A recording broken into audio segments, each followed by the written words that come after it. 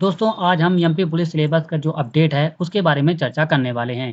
दोस्तों यहाँ पर आप देख रहे हैं ऊपर पुराना सिलेबस दिया हुआ है और यहाँ पर दोस्तों अब दिया हुआ है नया सिलेबस। तो दोस्तों इसी पर हम चर्चा करने वाले हैं। लेकिन दोस्तों इसको शुरुआत करने से पहले मैं आपको कुछ ज़रूरी बातें बताने वाला हूँ। तो दोस्तों अगर आप एमपी पुलिस की तैयारी कर रहे हैं तो आज का वीडियो आपके लिए बहुत ज़रूरी है। क्योंकि पिछले कुछ दिनों में एमपी पुलिस सिलेबस बदलाव को लेकर बहुत सारी अफवाहें फैल रही हैं। कोई कह रहा है दोस्तों कि सिलेबस पूरी तरह बदल गया है, कोई बोल रहा है कि नए टॉपिक जुड़ गए हैं, तो कोई नोटिस का गलत मतलब निकाल कर लोगों को डरा रहा है।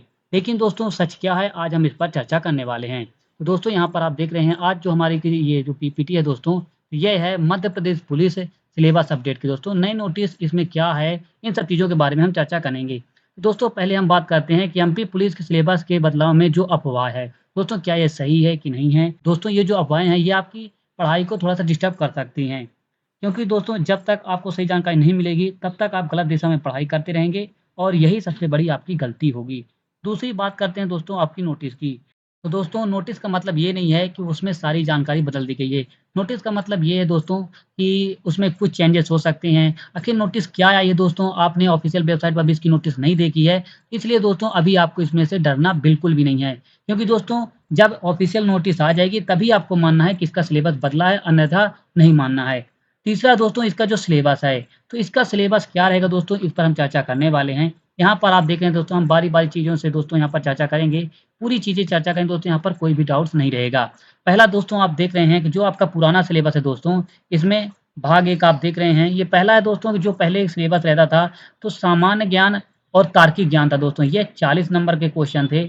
और दोस्तों आप देख रहे हैं दूसरा कि ये बौद्धिक क्षमता तथा मानसिक अभिरुचि, ये 30 नंबर का था। और विज्ञान और दोस्तों सरल अंकगणित थे, ये दोस्तों आपके थे 30 नंबर के। इस प्रकार दोस्तों ये कुल 100 नंबर का क्वेश्चन सॉरी दोस्तों कुल 100 नंबर के क्वेश्चन थे, 100 क्वेश्चन रहते थे। और इस प्रकार दोस्तों इसका जो नया सिलेबस है इस पर भी हम चर्चा करने वाले हैं। तो नया सिलेबस आप देख रहे हैं दोस्तों, जो आपका नया सिलेबस है, जो कि एसबी द्वारा बताया गया है, जो कि अभी तक ट्रेंड में चल रहा है कि ये सिलेबस होगा। दोस्तों सभी का डाउट्स ये है कि इस वाली वैकेंसी में कौन-सा सिलेबस आने वाला है। तो हम इसके आगे चर्चा करेंगे। पहले आप इसको सिलेबस देख लीजिए दोस्तों कि इनमें क्या-क्या चेंजेस हैं। दोस्तों पहले जैसा सिलेबस है, थोड़ा-सा इसमें डिफरेंस है, उसके बारे में हम चर्चा करेंगे। यहाँ पर आप देख रहे हैं इसका जो नया सिलेबस दोस्तों, तो इसमें सामान्य ज्ञान है जो 10वीं स्तर तक है। राष्ट्रीय, अंतर्राष्ट्रीय सामायिक समसामयिक विषय है दोस्तों, जो कि दोस्तों ये 25 क्वेश्चन आएँगे 25 नंबर के। दूसरा आप देख रहे हैं दोस्तों यहाँ पर मध्य प्रदेश का सामान्य ज्ञान इसमें इंक्लूड किया गया है, जिसमें समसामयिक विषय है, मध्य प्रदेश की राज्य व्यवस्था है और इसकी शासकीय योजनाएँ भी हैं दोस्तों, ये भी यहाँ पर 25 क्वेश्चन ऐड किए गए हैं। दूसरा दोस्तों ये जो आपका प्लस पॉइंट था जिसमें आप पहले दोस्तों मैथ रीजनिंग में अच्छा स्कोर कर लेते थे, वो यहाँ पर दोस्तों थोड़ा इसका वेटेज कम हो गया है। यहाँ पर आप देख रहे हैं दोस्तों गणित और तार्किक योग्यता दोस्तों, डाटा विश्लेषण और सामान्य कंप्यूटर, ये दोस्तों है 10वीं स्तर का, ये 25 क्वेश्चन हैं। और दोस्तों यहाँ पर आप देख रहे हैं गद्यांश है, व्याकरण है, प्रशासनिक भाषा है और भाषा ज्ञान है। ये सब मिला के दोस्तों ये जो हिंदी सब्जेक्ट है ये 25 है। इस प्रकार दोस्तों 4 खंड इसमें बना दिए गए हैं, 25-25 के चारों हैं, जो कि 100 नंबर के यहाँ पर आने वाले हैं। अब दोस्तों इसमें आपको ये टेंशन है दोस्तों कि सिलेबस कौन-सा रहेगा, आपको क्या करना है। तो इसमें दोस्तों मैं आपको बता दूँ कि इसमें थोड़ा-सा बदलाव किया गया है। आप दोनों सिलेबस को एक बार कंपैरिज़न देख सकते हैं। पहले में और दूसरे में क्या अंतर है। दोस्तों सामान्य ज्ञान हम पहले भी पढ़ते थे, सामान्य ज्ञान हम अभी भी पढ़ेंगे। दोस्तों तार्किक ज्ञान हम पहले भी पढ़ते थे, तार्किक अभी भी पढ़ेंगे, इसमें कोई बदलाव नहीं है।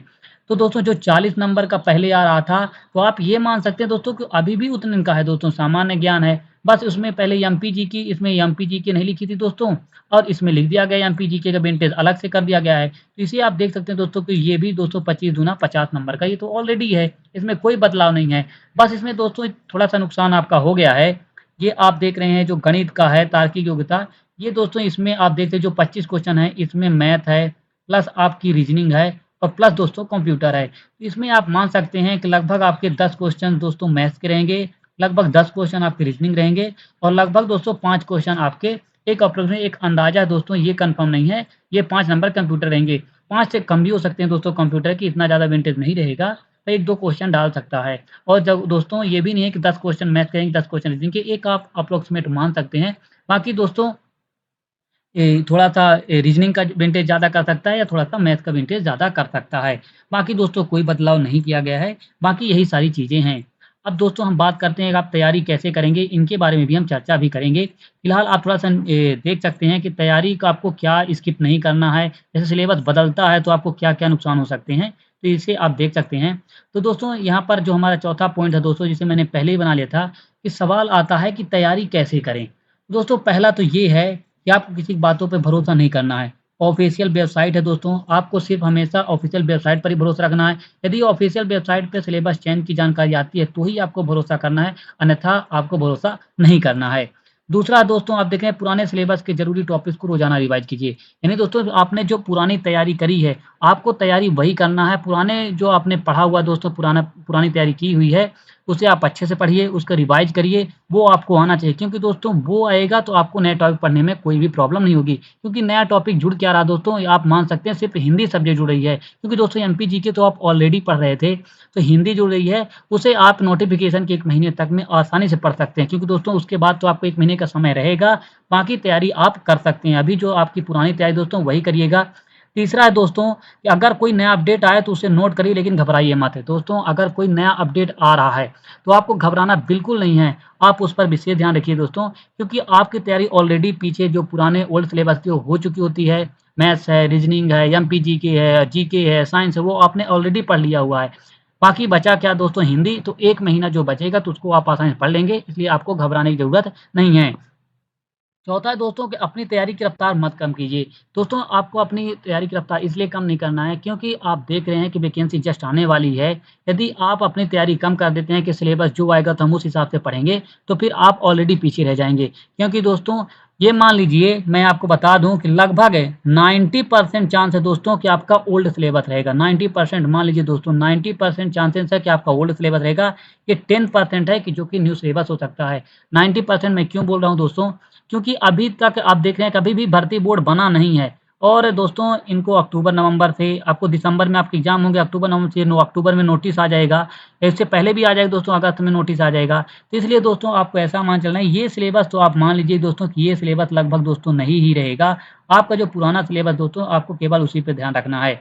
ये सिलेबस पे नहीं ध्यान रखना है। मैं फिर से आपको दिखा दूँ दोस्तों कि आपको जो रहेगा दोस्तों, तो आपका यही सिलेबस रहने वाला है। आप देख रहे हैं आपका दोस्तों ये सामान्य ज्ञान रहेगा। 40 क्वेश्चन जो रहेंगे दोस्तों आपके सामान्य ज्ञान और तार्किक ज्ञान के। जैसे दोस्तों आप एक तरीके से मान सकते हैं दोस्तों, इसमें जो विंटेज सारी चीज़ें बना के देता है, तो लगभग 60 से 65 क्वेश्चन दोस्तों मैथ रीज़निंग रहते हैं, ध्यान रखिएगा।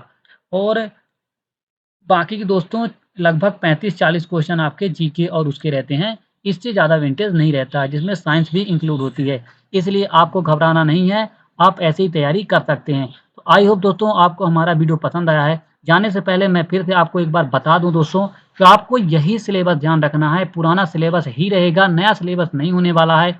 इन अफ़वाहों से आपको बच के रहना है दोस्तों, क्योंकि जब तक ऑफ़िशियल नोटिस नहीं आ जाती तब तक ये संभव नहीं है कि आपका नया सिलेबस रहेगा। ये तो दोस्तों 2025 से हो रहा है कि नए पैटर्न से एग्ज़ाम होगा, ये मध्य प्रदेश पुलिस पूरे भर्ती बोर्ड यही रहेगी। लेकिन दोस्तों अभी तक ये संभव नहीं हो सका है, और आप लोगों को भी अपनी सरकार के ऊपर पूरा भरोसा है कि कितना जल्दी ये चीज़ें करवा देगी। इसलिए आपको घबराना नहीं है, पुराने सिलेबस लेकर ही दोस्तों आपको एग्ज़ाम की तैयारी करना है। तो दोस्तों हम मिलते हैं हमारे नेक्स्ट वीडियो में। आज के लिए बस इतना ही। धन्यवाद।